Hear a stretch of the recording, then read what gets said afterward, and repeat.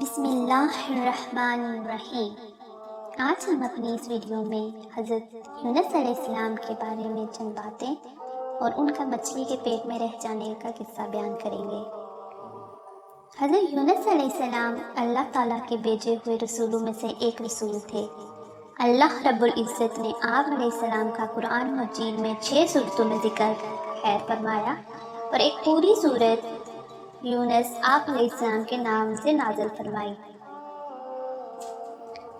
حضرت یونس علیہ السلام موصول کے قریب نینوا بستی کے مکینوں کی رہنمائی کے لیے رسول بنا کر بھیجے گئے۔ آپ علیہ السلام نے انہیں اللہ تعالیٰ کا پیغام سنایا کہ اللہ کی عبادت کرو اور اس کے ساتھ کسی کو شریک نہ ٹھہراؤ۔ آپ علیہ السلام کی قوم بڑی سرکش تھی۔ 33 سال کی تبلیغ کے باوجود بھی انہوں نے اللہ تعالیٰ کی وحدانیت کو تسلیم کرنے سے انکار کر دیا۔ آپ علیہ السلام نے دل برداشتہ ہو کر ان کو اللہ کی طرف سے سخت عذاب کی خبر سنائی، جس پر قوم کے سرکش لوگوں نے آپ علیہ السلام کی باتوں کا مذاق اڑاتے ہوئے کہا کہ اگر تمہارے پروردگار کی طرف سے عذاب آنے والا ہے تو ہمیں اس کا وقت بتاؤ۔ حضرت یونس علیہ السلام نے انہیں کہا کہ 3 دن کے اندر اندر تم پر عذاب الہی آ جائے گا۔ حضرت یونس علیہ السلام اپنی قوم کو عذاب کا وقت بتانے کے بعد اللہ رب العزت کی طرف سے ہجرت کا حکم ملنے سے پہلے ہی نینوا بستی سے نکل گئے۔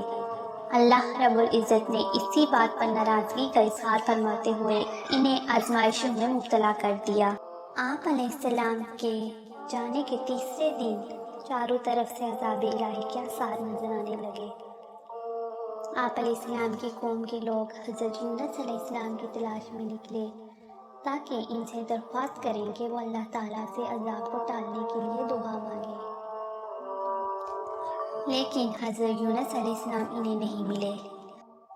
قوم کو یقین ہو گیا کہ اب اللہ کا عذاب ضرور نازل ہوگا، لہٰذا انہوں نے فوراً اپنے نبی کے ساتھ بدسلوکی پر ندامت کا اظہار کیا، پھٹے پرانے کپڑے پہن لیے، جانوروں کے بچوں کو ان کی ماؤں سے الگ کر دیا، مرد، عورتیں اور بچے رو رو کر عاجزی اور انکساری کے ساتھ اللہ تعالیٰ سے عذاب ٹالنے کی دعائیں مانگنے لگے۔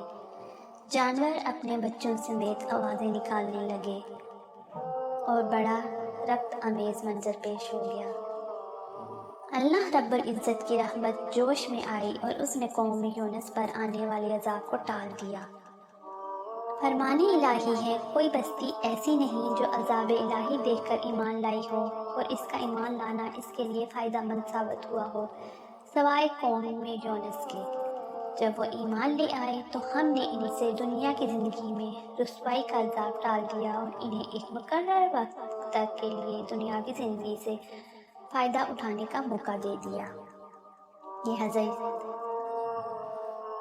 یہ سورہ یونس آیت نمبر 98 کا ترجمہ تھا۔ حضرت یونس علیہ السلام اپنی قوم سے دل برداشتہ ہو کر بستی سے نکل گئے تو دریا میں سفر کرنے کے لیے مسافروں سے بھری ایک کشتی میں سوار ہو گئے۔ جب کشتی دریا کے درمیان میں پہنچی تو ڈگمگانے لگی اور قریب تھا کہ وہ ڈوب جائے۔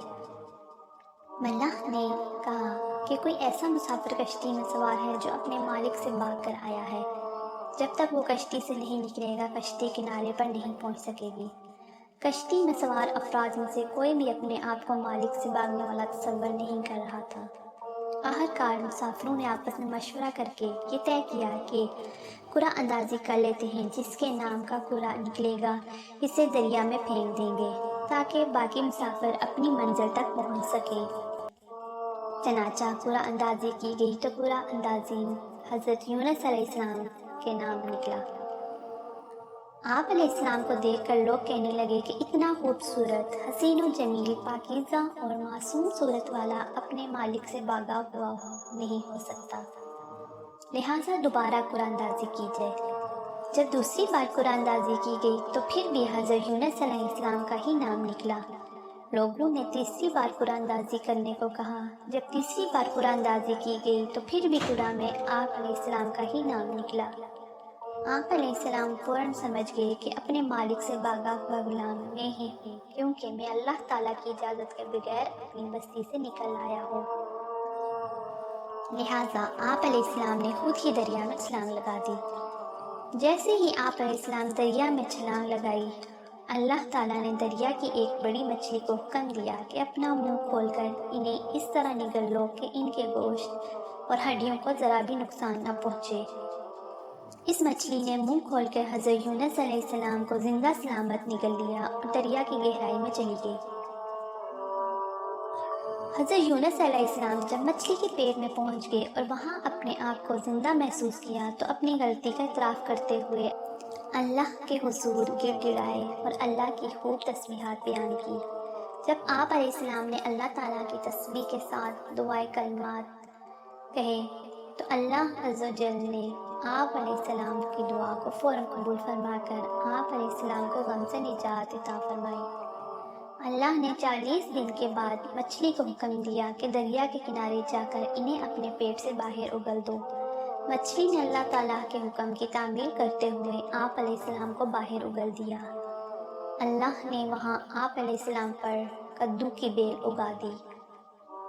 آپ علیہ السلام مچھلی کے پیٹ میں رہنے کی وجہ سے بہت زیادہ کمزور ہو گئے تھے اور آپ علیہ السلام کا جسم نرم ہو گیا تھا۔ اس حالت میں اگر آپ پر ایک مکھی بھی بیٹھ جاتی تو آپ علیہ السلام اس کی تاب نہ لا سکتے تھے۔ کدو کی بیل کے پتے چوڑے ہونے کی وجہ سے سایہ گنا ہوتا ہے اور اس کے قریب مکھی نہیں آتی۔ اس کے ساتھ ساتھ آپ علیہ السلام کے لیے ایک دودھ دینے والی ہرنی کو پابند کر دیا جو صبح و شام آپ علیہ السلام کو دودھ پلانے آیا کرتی تھی، یہاں تک کہ آپ بالکل تندرست ہو گئے۔ اور جب آپ واپس قوم کے پاس آئے تو دیکھا وہ تمام مسلمان ہو چکے تھے۔ فرمان الہی ہے، لا الہ الا انت سبحانک انی کنت من الظالمین۔ اے اللہ، آپ کے سوا کوئی معبود نہیں ہے، آپ ہر عیب سے پاک ہیں، بے شک میں ہی ظلم کرنے والوں میں سے ہوں۔ یہ وہی کلمات ہیں جو حضرت یونس علیہ السلام مچھلی کے پیٹ میں پڑھتے رہے۔ حدیث سے رسول اکرم صلی اللہ علیہ وسلم ہے کہ جو شخص کسی بھی معاملے میں اللہ تعالیٰ سے ان الفاظ کے ساتھ دعا مانگتا ہے تو اللہ اس کی دعا قبول فرما لیتے ہیں۔ اللہ تعالیٰ ہمیں بھی سچا مسلمان بننے، دین کو سمجھنے اور اس پر عمل کرنے کی توفیق عطا فرمائے۔ آمین ثم آمین۔